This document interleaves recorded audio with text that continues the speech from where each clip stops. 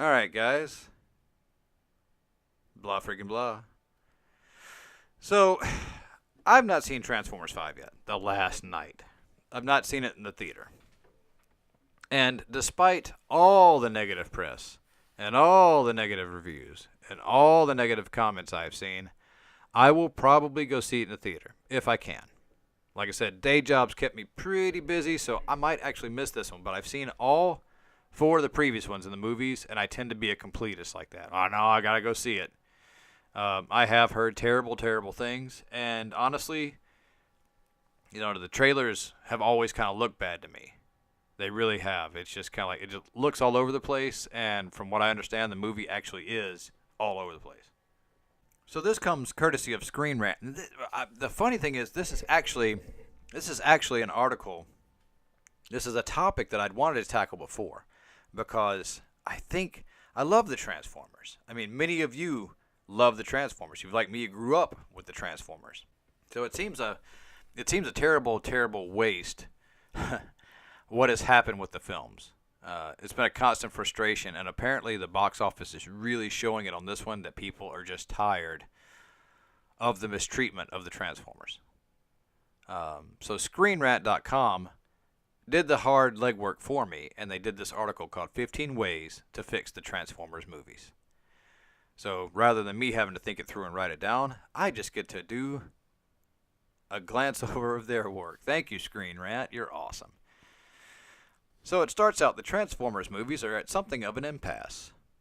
And that's putting it lightly.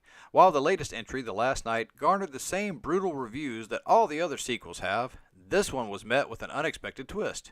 Weak box office results. And guys, it has been surprisingly weak.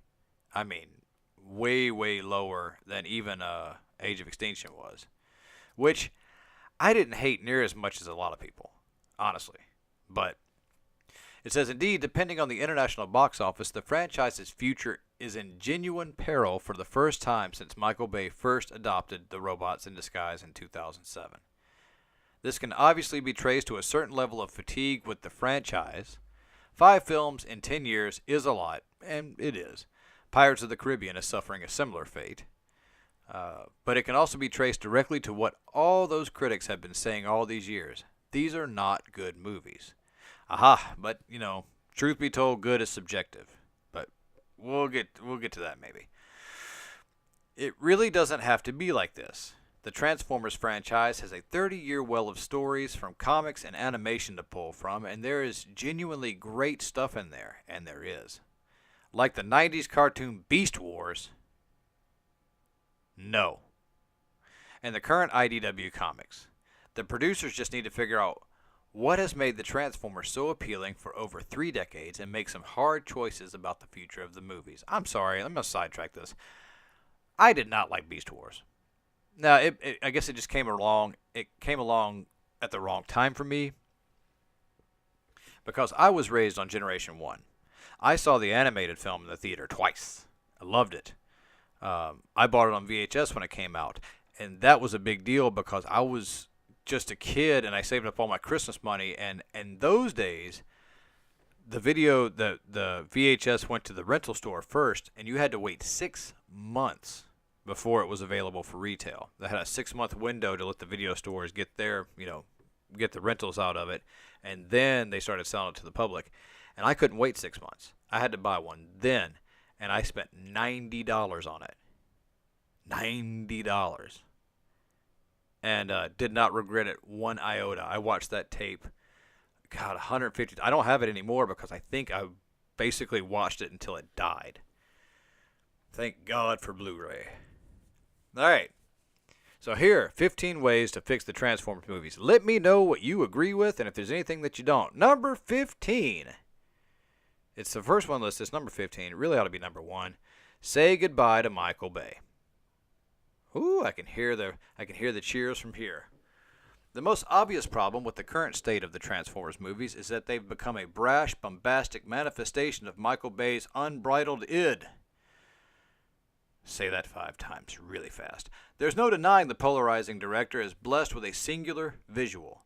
There's perhaps no one who makes mass destruction and excess look more appealing than the man behind cult classics like The Rock and Bad Boys. Well, they're not just cult classics, they're legitimate hits. But Bay's worst habits have slowly overwhelmed the Transformers movies. The first Transformers film was not perfect, but it told a story. The sequels have developed into a haphazard collection of gigantic set pieces and explosions that don't have anything to say about the characters or their world. At this point, it would be best for both Bay and the studio to part ways. See, my thought here is Bay doesn't care anymore. Okay. Number one, the first movie he was perfect for. And I'm going to say this, I say this with a straight face. Because I don't think anyone could have made that film the way Bay made it.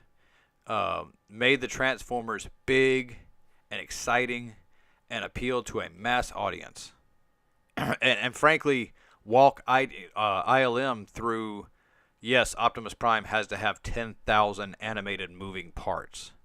I mean, seriously, there's not a lot of people that would have gotten that out of that company. I think Bay was one of the, if not the most perfect choice for that film. He was one of the best choices for the Transformers. Part 2, Part 2 was a complete mess. But if you do a little research, grab your Google search bar and type in the writer's strike for 2000. What year was that? 2008, I think. The writer's strike ruined a ton of films that came out the next year. Transformers 2 was one of them. So basically, if you're wondering why that was such a mishmash, and rather than have story points, you had shots of robots humping Megan Fox's leg and those two idiot Transformers that, Ratchet and Clank. I can't remember their names right now. It's kind of blanked from my memory. I've just burned it out of the hard drive, as it were. It's not all Bay's fault. Now, that stupid, dumb humor, that is his fault. I think that's why he just threw in there in the empty page that was there. Let's just do this, because you had to keep moving. He had a deadline. So it's just unfortunate circumstances that ruined 2. That's why 3 was a bit better. And I personally think that Bay, I don't think he cares anymore. I think that's why this one was so bad. Is I don't think there's any energy in him left to do these films. And you have to ask, well, why does he do them? Well, it's easy. It's money. And that's not a bad thing. You know what I'm saying? I mean, think about it. Like, you work your job, and if somebody comes to you and offers you 3 times what you make now to do the same job, would you say no? Of course you wouldn't. You'd say yes. Or if these guys said, you know what? We want you to come over here and work for us, and we'll give you a bag of money, and we will give you starter capital to start your own business that you've always wanted to start, i.e. the passion projects that a lot of filmmakers want to do. They'll bundle it. You have to go do the studio film, but then the studio will finance your independent project, your passion project, and that's how you get it paid for. So, and that was true for Pain and Gain, I believe, and maybe 13 Hours, where he does the big movies, but he's like, okay, I'll do this big movie, but you have to agree to do these little projects of mine, So there's that. I mean, I really do like Michael Bay. I respect, his work. The Transformers is a mess for a lot more reasons than we can really go into, but I am glad to see him leave it. I do agree that he should, and I look forward to what he's going to do next. So number 14, do a hard reboot. Yes, before I read a word, yes, 1,000 times yes, start over. The article says virtually everyone cringes at the idea of a reboot these days. It can be perceived as a cynical move for a desperate franchise that has run out of fresh ideas. That's actually not really the reason the Transformers film should reboot. Indeed, the 5 existing movies barely had any coherent ideas to start with. That's a compelling argument. They have, however, slaughtered the overwhelming majority of iconic characters in the series, often in completely undignified ways, also a good point, leaving the robot cast of Optimus, Bumblebee, Megatron, who I thought was Galvatron, but apparently is Megatron again, and a bunch of thinly drawn D-listers. And ones he just made up. You've got a whole line of 5 Dinobots. He puts 3 familiar ones and just makes up the other ones. Why? Because Bay. The movies have also built up a world where the mythology is so murky and contradictory that it really would just be better to start from scratch with a cleaner, creative vision. Yes, if Transformers is going to rebound, it needs to be free of the baggage of the Bay movies. Completely agree. No edit thoughts. Next, number 13. Set them in the 1980s. Okay, this is literally one that I've never thought of, but it could work. Let's go into it. If the Transformers series is going to reboot itself, it needs an angle to differentiate itself from the Bay movies both tonally and aesthetically. Okay, you don't need to change time periods to do that. It wouldn't take a lot to change the tone and the aesthetics. One of the easiest ways to do that would be to go back to the franchise's roots. There have been great Transformer stories told in many different time periods, from prehistoric times to sci-fi flavored futures. Sorry, I don't know why that was such a mouthful. And the most enduring iteration of the franchise is the original iconic Generation 1. Yes, which owes more than a little of its style and heart to its genesis in the 1980s. One of Generation 1's strengths was its lack of moral ambiguity. Yes, the Autobots were virtuous to a fault, with Optimus Prime coming off more like Superman than the bizarre, violent lunatic of the Bay movies. The recent X-Men movies have shown big genre franchises can make great use of the trappings of a period piece. Imagine Jazz blasting 80s hair metal classics as he ferries around a mulleted Spike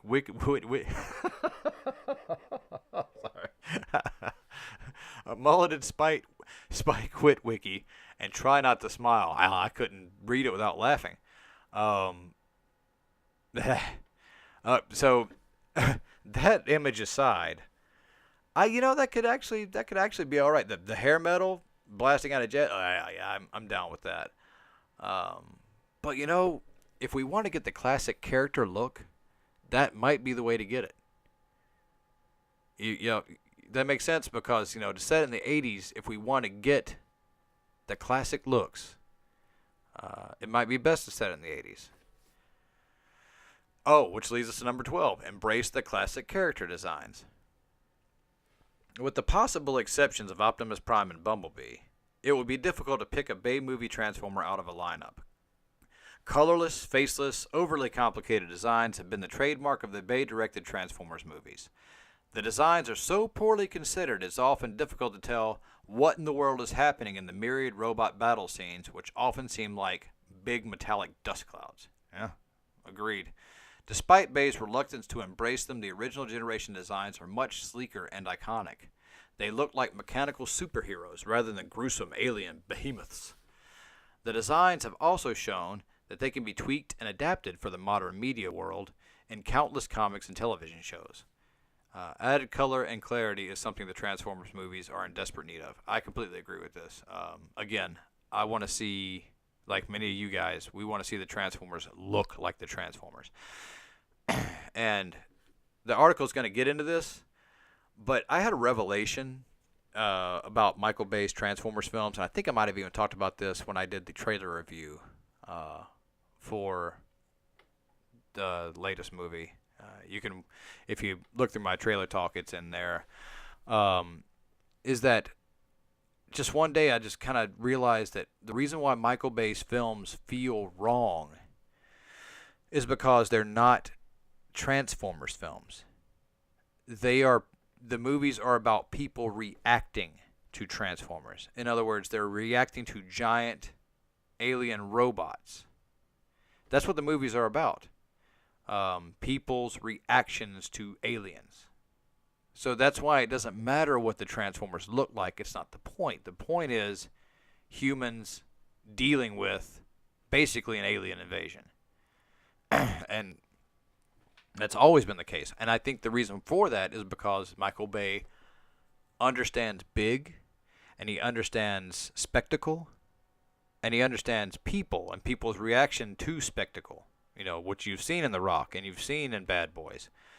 But what he doesn't understand, unfortunately, is Transformers. The characters. He doesn't get them at all. That's why you can have Optimus Prime in the last film going, "Join us or die." That's a Megatron line. The whole audience goes, "What?" Oh, when that happens. And that's just Michael Bay not getting it. And of course, it can be argued not caring much at that point either. So the article goes on to say there's a decent chance that if you think about your dozen or so least favorite moments in the Transformers movies, they don't even revolve around a robot in disguise. Skids and Mudflap accepted. Okay, Skids and Mudflap, that's right. The vast majority of dumb, endless diversions in the Bay movies revolve around the human characters who somehow come off more cartoonish and manic than the giant CGI robots. And, to Bay's credit, he lets his actors cut up. It's clear, every film he's done, you get this point where you just get to do whatever you want, have fun. I think that's why Anthony Hopkins did it. I mean, what other opportunity are you going to have to just goof around and say dude on a $250 million project and get a massive bag of money to do it? It actually sounds like fun. It might not be, but the article goes on to say that the Transformers have somehow ended up as background characters in their own movies is baffling. So that's what I just talked about. See, I'd had this all worked out in my head, and like I said, this article makes a great framework for it. There's plenty of precedent for live-action movies where the main characters are motion capture or CGI creations. We've long moved past the era where there are technical limitations that require us to spend 2 hours with Sam Witwicky. Let the actual Autobots and Decepticons propel their own movies. Amen. Now the next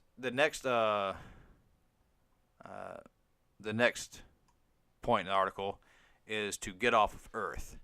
And I would like to see that, but at the same time, I fear that would lose audiences. So it's like one of those things where you don't want to begrudge it. Like, I would love to be. I'm open to the idea of parts of the movie taking place off-world, taking place in space. But I think that to do an entire film somewhere else would probably be a mistake. It might make it too sci-fi. So the article goes on to say, Transformers is traditionally an epic story about warring alien robot factions who battle across the universe in a quest for resources to gain control of their home planet Cybertron. Earth is essentially a pit stop in a much wider conflict. The movie should embrace the idea that the fight between the Autobots and Decepticons is a galaxy-spanning conflict that's been waged for millions of years. I would like to see that. Exploring non-Earth stories would be a great way to open up the movies to new genres and different kinds of stories. IDW's recent Transformers comics have shown how this can be done to great success. The Last Stand of the Wreckers, which is a great, great book if comic book readers, IDW's Transformers is without a doubt great reads. The Last Stand of the Wreckers tells a harrowing, horror-tinged tale of an Autobot penal colony overrun by Overlord, a particularly nightmarish Decepticon, and the critically hailed Transformers Lost Light tells a sprawling story of a group of second-string Autobots searching for purpose in the universe after the Autobot-Decepticon war ends. Number 9 says, make Starscream a major player. Major player. Yes. Yes. I mean, Bay just missed that one entirely. If he understood he didn't understand the Transformers as characters. That was always the downfall. One of the most egregious crimes committed by the Michael Bay Transformers movies is the treatment of Starscream. I would argue Shockwave was worse, as was Soundwave, but Starscream was bad. Starscream was at least in 3 films. Soundwave and Shockwave, such a waste. Oh! Don't get me started on Devastator. Ooh, this is a debatable point. But we'll just keep it here for now. Starscream is one of the greatest backstabbing cockroaches in all of fiction, but the films reduced him to another personality-free, monstrous lackey. He was so underdeveloped that no one particularly cared when he died an embarrassingly pointless death at the hands of Sam Witwicky in Dark of the Moon. It was a well-done death. It was very technical. Starscream deserves so much better. Not unlike Littlefinger in Game of Thrones, Starscream is a self-obsessed survivor who's always looking for the best angle to ensure his rise to power. He's traditionally a much more interesting villain than Megatron. It depends on what source you're reading out of, because he's a scheming coward who always manages to slither his way out of his leader's wrath or his fellow Decepticons' disgust. He's a wild card, and the movies would be smart to more fully embrace him. Now, I'll stop right here. There is something about the IDW books that stands out enormously to me. And I think it started with All Hail Megatron. And in that story, All Hail Megatron, Megatron was basically taking over the Earth.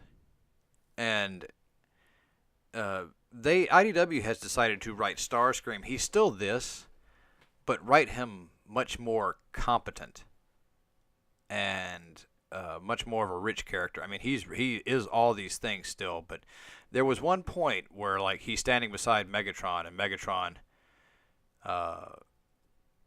basically tells him that the Decepticons will be his one day. It was almost like this father-son conversation, and Starscream was like looking at him all like taken aback. He's like, and Megatron basically is admitting to him that it's always been his dream that Starscream would one day take up the mantle, and he's just kind of saying he's not ready yet for it. But if he would just apply himself, he could be. It was just really stood out to me because the Transformers comics now have legitimate character moments. Okay. Number 8 is move away from the disaster movie tropes. You know, basically saying that you don't have to destroy an entire city or the planet in the third act. I mean, it's kind of what you do now, but I don't know. You know, Transformers having a battle, it causes mass destructions. You could make it smaller. I'm not against that, just as long as the story makes sense. So number 7, tell stories that make basic narrative sense. This being the one that you think would be a given.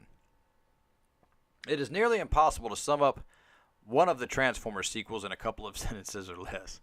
They have somehow mastered the dark art of throwing in so many incomprehensible plot points that it often seems like nothing is happening at all.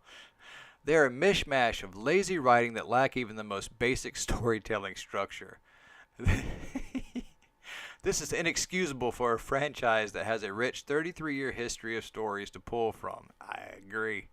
The Bay movies have pulled from these stories in the past, and they have, but with incredibly poor results. And they were often missing the basic points of the stories. A new creative team would be smart to streamline the storytelling rather than throwing dozens of ideas against the wall hoping one of them sticks, or all of them stick at once. So tell a story that actually tells a story. Make the Autobots less sadistic. They touched on this earlier, and I completely agree with this sentiment, but it says the general idea of the Transformers mythos is that the Autobots are the good guys. Right? When did this become so... See, I blame moral relativism for this crap. Just some writers don't understand the concept of people being the good guys, but they are legitimately the good guys. That might seem like an obvious sentiment, but it's one the Bay movies have lost sight of on more than one occasion. And not just here, guys. In the third film, Dark of the Moon, Optimus Prime and the Autobots fake their own deaths in the face of growing sentiment among humanity that they're no better than the Decepticons. This results in the Decepticons overrunning Chicago and causing countless human deaths. The Autobots return just in time to stop planetary destruction, but it was a cold, morally indefensible lesson Optimus was doling out to the planet he claims to love so much. Bay's Autobots tend to be surly, violent jerks in general. Yeah, pretty much. The movies need to embrace the idea of the Autobots as reluctant warriors who are at heart explorers and scientists, and we could argue even artists, let's throw some artists in there, that wish to understand their new world, not just spit at it. Nothing to add there. Move away from the toilet humor. Oh, come on. Gotta have a little toilet humor. What about a Transformer that actually turns into a toilet? There's nothing wrong with levity. That was me, not the author. There's nothing wrong with levity in Transformers stories. The franchise, Luminary, Beast Wars. Oh, don't reference Beast Wars. Granted, they did have a couple funny lines. The franchise luminary Beast Wars was always happy to indulge in Looney Tunes-style slapstick hijinks, and IDW's Lost Light has honed its droll, extremely British sense of humor into a finely tuned weapon. That is absolutely true. The problem is the Transformers movies have for too long been defined by Bay's sense of humor. Bay freely admits he makes these movies for teenage boys, but it's a little alarming that he seemingly shares their idea of what's funny. Jokes about masturbation, bodily functions reign supreme, and sometimes end up devolving into endless digressions that sidetrack whatever momentum the movie may have built up. Transformers movies are never going to be Shakespeare, but they could do with adopting a modicum of class. Yes. Is there anything that you guys don't agree with yet? So far, there's... Yeah. Okay, number 4, ditch the no-voice gimmick for Bumblebee. God, yes, please. I'm not even going to read into that one. That one just is done. Make Megatron a more nuanced character. This kind of ties into the Starscream thing to me. Stop, and all of them in general. Don't waste again, Bay just didn't get it. I'll read this because it's worthy of mentioning. The Megatron is a big fat nothing in the Bay Transformers movies. He's a personality-free bad guy who exists to set in motion whatever pyrotechnic mayhem Bay wants to pull out of that particular film. Mm-hmm. See, they don't even get into things like Soundwave or Shockwave or, God, Scorponok? Remember that really awesome shot in the first film? Just the Transformer busting out of the sand behind Tyrese et al., and they're all running for their lives in the desert. Wasn't that Scorponok? Am I remembering this wrong? I haven't watched the film in a while. But what a freaking waste. I mean, it's just every single character they put in these movies is just poorly done. Yeah, except really for Bumblebee. But yeah, the voice thing, yeah. Anyway, Hugo Weaving, who is Agent Smith from The Matrix, he voiced Megatron in the first 3 films, was so ambivalent about the role, he infamously said he'd never seen the movies or even met Bay. Megatron has become the worst kind of pointless movie monster. It doesn't have to be this way. There are plenty of nuanced, interesting versions of Megatron. Again, referencing the goddamn Beast Wars. This is the one place of contention with this author I have. The Beast Wars version is a charismatic rogue fueled by his rage at being essentially a second-class citizen because of his heritage. IDW is currently telling perhaps the definitive Megatron story. In a post-war Cybertron where the Decepticons lost, Megatron is left to ponder how he went from a well-intentioned revolutionary to one of history's greatest war criminals. And it's been really compelling so far. There's a well of stories, and there's one spoiler I will not spoil for you. I mean, get it spoiled by somebody else. There's a well of stories to pull from to make Megatron a more compelling villain, found a typo, and it would make the movies so much richer. Yes. Untangle the Transformers from human history. Okay, summing up this part of the article, it's getting stupid. Yes, it is. Moving on. And number 1, again tying into the Michael Bay doesn't understand the character's line of thought, make Optimus Prime a hero again. Even though this echoes the sentiment of making the Autobots the good guy, it's kind of redundant. Optimus deserves a little bit of special attention here. So it says, how do we get to this point? Optimus Prime, traditionally akin to some sort of combination of Superman, Captain America, and a very sensible truck, has been portrayed by Michael Bay's films as a cold, murderous jerk. In his moments of clarity, he's devised elaborate schemes that resulted in untold human deaths to make a point. In his more volatile moments, he seems to have an unchecked bloodlust that feels more like Megatron than the leader of the Autobots. Optimus Prime is supposed to be a virtuous superhero. Yep.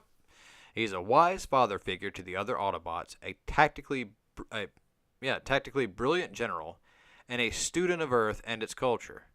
I mean, yeah, this is actually exactly right. He's an unqualified bright spot in a long, dark war, and his descent into violent mania in Bay's movies is arguably their weakest aspect. To make the Transformers work again, the franchise has to fix its heart, and that's Optimus Prime. Whoa! That's really good. That's really, really good. And kudos go to, hold on just a minute while I get it back to the top. This article is written by Dusty Stowe. Well done, Dusty.